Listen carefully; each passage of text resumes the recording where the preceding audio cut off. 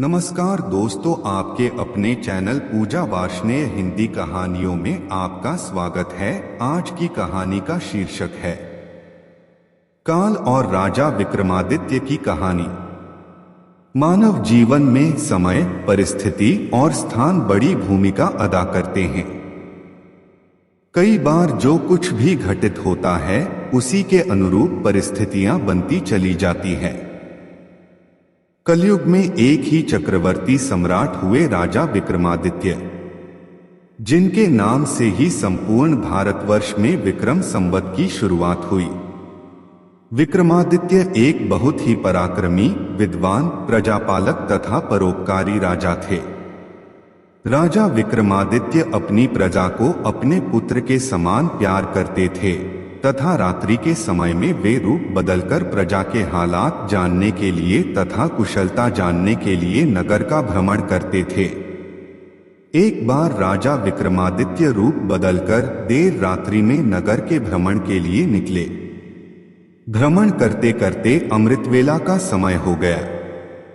उनके पैर फटने लगे। भोर की इस समय राजा विक्रमादित्य नगर की परिक्रमा वाले मार्ग से गुजर रहे थे। मार्ग की दूसरी तरफ घना जंगल आरंभ हो जाता है। एकाएक राजा देखते हैं कि एक लकड़हारा कंधे पर कुल्हाड़ी लिए हुए जंगल में जा रहा है। लकड़ी काटने के लिए एक ऊंचे वृक्ष पर चढ़ गया है। और उसी समय राजा विक्रमादित्य ने देखा कि एक भयानक भालू उसी वृक्ष की तरफ दौड़ा चला आ रहा है और उसी वृक्ष पर चढ़ने लगता है। वृक्ष पर भालू को चढ़ता देख राजा को बड़ा ही आश्चर्य होता है, क्योंकि भालू तो वृक्ष पर कभी चल नहीं सकता। उस समय नौजवान लकड़हारे ने जब भालू को अपनी ओर आते देखा तो उसके हाथ और पांव फूल गए। भय के कारण उसके हाथ से वृक्ष की टहनी छूट गई और वहां धरती पर जा गिरा और मृत्यु को प्राप्त हुआ। तब भालू पेड़ से नीचे उतरा और राजा के देखते ही देखते उसने एक सुंदर लड़की का रूप धारण कर लिया और जंगल के समीप जाकर एक कुएं की मुंडेर पर बैठ गई। राजा दूर खड़े होकर यह सभी नजारा देख रहे थे और सोच रहे थे कि यह लड़की बना हुआ भालू अब क्या करेगा। थोड़ी ही देर में राजा के दो सिपाही जो रात्रि गश्त पर थे उधर आ गए। इत्तेफाक से दोनों सिपाही सगे भाई थे। इनमें से छोटे भाई की नजर हुए पर बैठी सुंदर लड़की पर पड़ी तो वहां बड़े भाई से बोला कि कितनी सुंदर लड़की है, मैं इसी से विवाह करूंगा। बड़ा भाई बोला, बड़े भाई की होते हुए छोटा भाई कैसे विवाह कर सकता है, बड़ा होने के नाते सबसे पहले विवाह मैं करूंगा। तब छोटा भाई बोला, इसे पहले मैंने देखा है, इसलिए इससे विवाह तो मैं ही कर लूंगा। तब बड़ा भाई बोला कि हम तो व्यर्थ ही झगड़ रहे हैं, क्यों ना हम इस लड़की से ही पूछ ले, यह हम दोनों में से जिसे पसंद करेगी वही इस लड़की से विवाह कर लेगा। इस प्रकार दोनों भाई आपस में निर्णय करके लड़की के पास पहुंचे। बड़े भाई ने उस लड़की से प्रश्न किया, हे सुंदरी, आप कौन हो और यहाँ क्या कर रही हो? वह लड़की बोली, मैं पास ही एक गांव में रहती हूँ और अपने पति की तलाश में निकली हूँ। छोटा भाई बोला, तुम्हारा पति कहाँ है? तुम चाहो तो उसे ढूंढने में हम तुम्हारी मदद कर सकते हैं। तब वह लड़की बोली, अभी तो मैं कुंवारी हूँ और किसी योग्य वर की तलाश में निकली हूँ।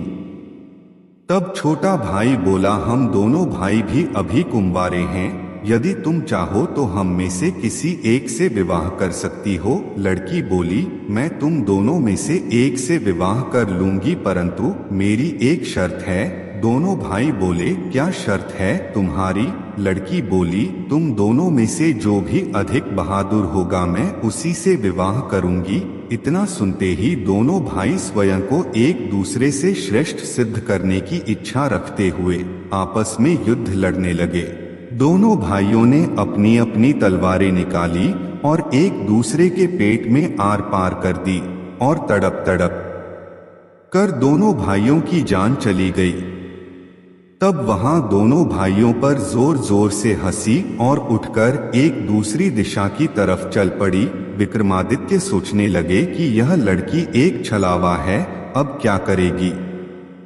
ऐसा सोचते सोचते राजा विक्रमादित्य भी उस लड़की से थोड़ी दूरी रखते हुए उसके पीछे चलने लगे। अब सुबह का समय हो चुका था और सूर्य भगवान भी अपना पूर्ण रूप लेकर प्रकट हो चुके थे। लेकिन राजा विक्रमादित्य एक भालू के वृक्ष पर चढ़ने और फिर एक सुंदर लड़की का रूप धारण करने की विचित्र घटना को अपनी आंखों से देखकर सुध बुध खो बैठे थे। अब उन्हें राजपाट, भूख प्यास के बारे में कुछ भी ध्यान न रहता। उनमें केवल उस रहस्यमयी सुंदर लड़की के विषय में जानने की जिज्ञासा थी। आठ राजा विक्रमादित्य उस लड़की से उचित दूरी बनाकर पीछा करने लगे। पीछा करते करते वे लगभग 200 कदम आगे चलने के बाद राजा विक्रमादित्य के विस्मय की सीमा न रही, क्योंकि राजा विक्रमादित्य ने उस लड़की को भालू से एक सुंदर लड़की का रूप धारण करते हुए देखा था। वह लड़की अब एकाएक एक जहरीले नाग का रूप धारण कर चुकी थी। वहां जहरीला नाग अब बड़ी ही तेजी से आगे बढ़ने लगा। कुछ दूर आगे एक नदी के पास पहुंचे और राजा के देखते ही देखते वह नाग उस नदी में कूद पड़ा। नदी में एक नाव चल रही थी जिसमें 30-35 लोग सवार थे। अब वहां जहरीला नाग उस नाव की तरफ आगे बढ़ने लगा। सम्राट विक्रमादित्य किनारे पर खड़े होकर यहां सब नजारा देख रहे थे।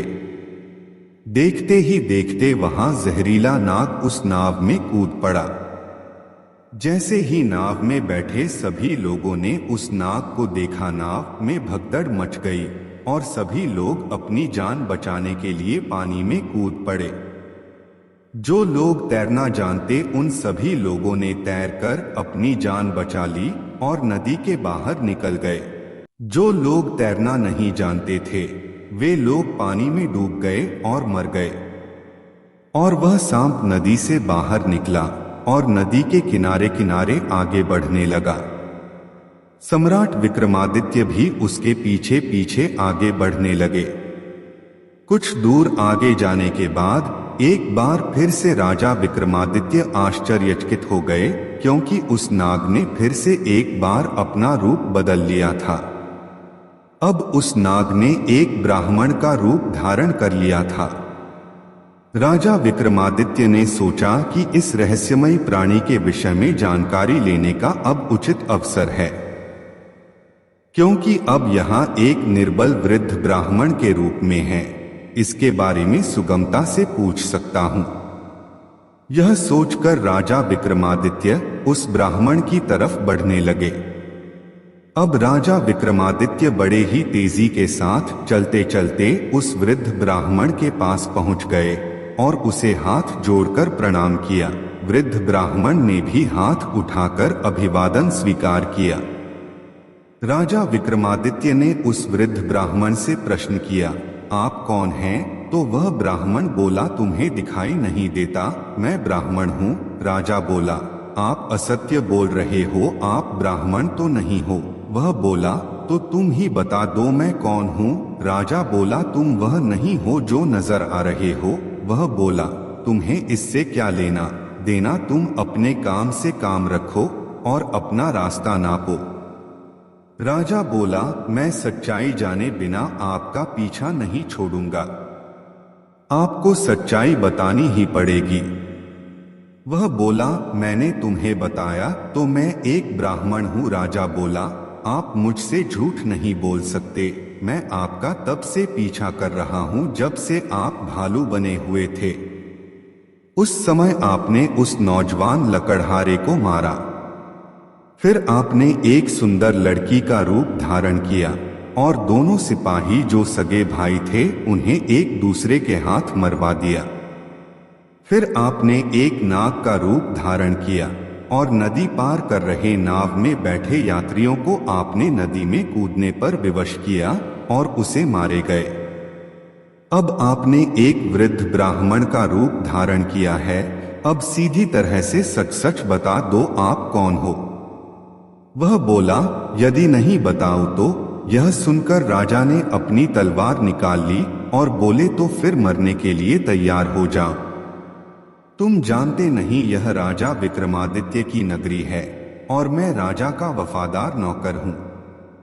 अब मरने से पहले जल्दी से बता दो कि तुम कौन हो।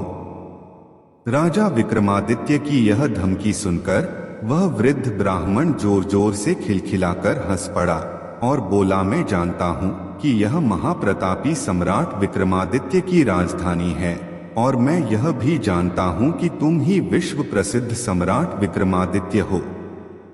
फिर भी एक बात जान लो, तुम मुझे नहीं मार सकते, बल्कि एक दिन ऐसा आएगा कि मैं तुम्हें ही मरने के लिए विवश कर दूंगा।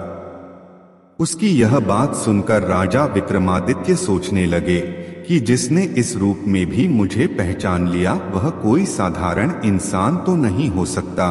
तो राजा थोड़े विनम्र होकर बोले, अब आपने मुझे पहचान ही लिया है, तो कृपा कर बताइए कि आप वास्तव में कौन हैं? तब वह ब्राह्मण बोला, किसी ने सच ही कहा है कि संसार में 4 प्रकार के हट प्रसिद्ध है, राजा के, बाल हट, स्त्री और योग हट। तुम राजा हो, राज हट पर अड़े हो, बिना मेरी सच्चाई जाने तुम मानोगे नहीं, इसलिए मुझे बताना ही पड़ेगा कि मैं कौन हूं।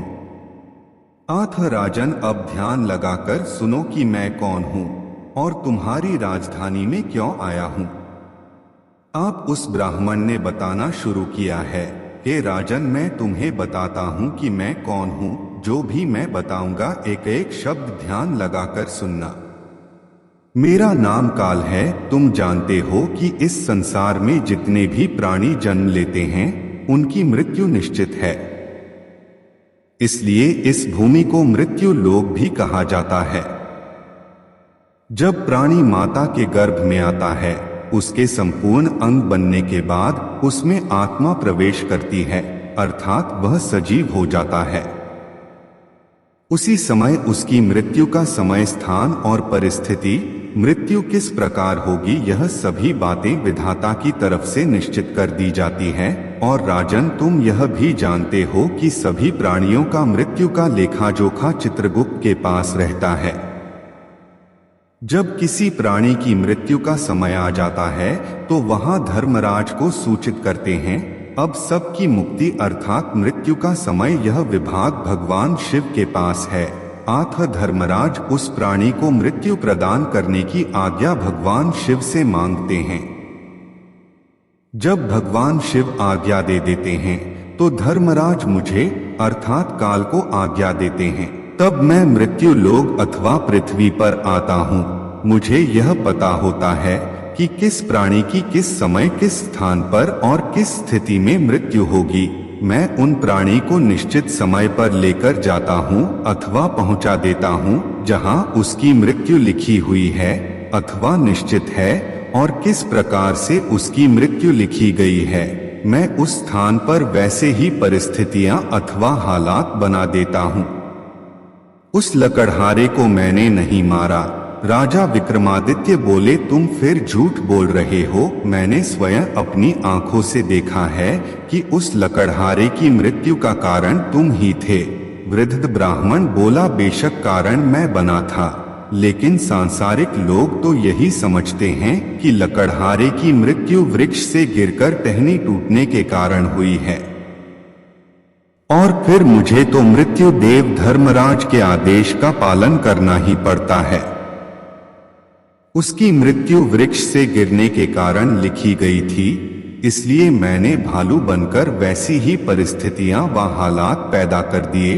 नहीं तो जरा सोचो, यदि असली भालू होता तो क्या कभी पेड़ पर चढ़ता? कदापि नहीं। परंतु वहां तो मैं था और मेरे लिए कुछ भी असंभव नहीं है। अगर उन सिपाहियों की बात करें तो उनको भी मैंने नहीं मारा। उनकी मृत्यु एक दूसरे के हाथों लिखी थी। उनके लिए मुझे एक सुंदर लड़की बनना पड़ा। नाव में सवार लोगों की मृत्यु पानी में डूबने से लिखी थी। इसके लिए मुझे भयानक नाग का रूप धारण करना पड़ा। राजन, मुझे लगता है कि आप अच्छी तरह समझ गए होंगे कि मैं कौन हूँ और तुम्हारी नगरी में क्यों आया था, और यह भी समझ गए होंगे कि समय, स्थान और परिस्थिति की सांसारिक प्राणी के जीवन में कितनी बड़ी भूमिका होती है। राजा विक्रमादित्य ने वृद्ध ब्राह्मण रूपी काल की बातें बड़े ध्यान से सुनी और गंभीर हो गए। काल कहने लगा है, राजन, अब मैं चलता हूं। राजन बोले, हे कालदेव, आपने मुझे बहुत अच्छी जानकारी दी है, जिसके लिए मैं आपका बहुत आभार व्यक्त करता हूं। कृपया जाने से पहले मेरे एक और प्रश्न का उत्तर देते जाइए। कालदेव बोले, पूछो, क्या पूछना है? शीघ्र पूछो, मेरे पास समय नहीं है। राजा विक्रमादित्य बोले, कृपा करके मुझे यह बताइए कि मेरी मृत्यु किस समय पर और किस प्रकार से होगी।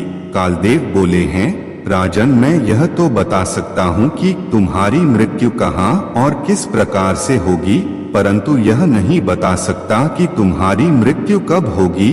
राजा विक्रमादित्य बोले, हे कालदेव, मृत्यु का समय बताने में आपको क्या आपत्ति है? कालदेव बोले, हे राजन, यदि मैं पहले ही आपको मृत्यु का समय बता दिया तो इसी क्षण से आप चिंताग्रस्त हो जाओगे, और आप तो जानते हो कि चिंता और चिता दोनों में कोई अंतर नहीं है। अभी तो आपको अपने शासनकाल में बहुत से शुभ और जन कल्याण के कार्य करने हैं।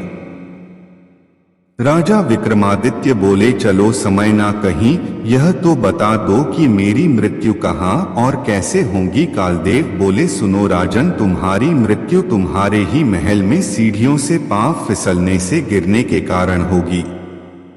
इतनी बात सम्राट विक्रमादित्य को बताकर वह ब्राह्मण रूपी काल शीघ्रता से एक दिशा की ओर आगे चल पड़े और कुछ दूर जाकर विलुप्त हो गए। अब इस समय सूर्य भगवान भी पूर्ण रूप से अस्त हो चुके थे। चारों तरफ अंधकार छा गया था। राजा विक्रमादित्य अब तक शारीरिक और मानसिक रूप से थक चुके थे। आत्म मन में गहन सोच विचार लिए तेज तेज कदमों से अपने महल की ओर प्रस्थान करने लगे। जय श्री कृष्णा, जय श्री राधे।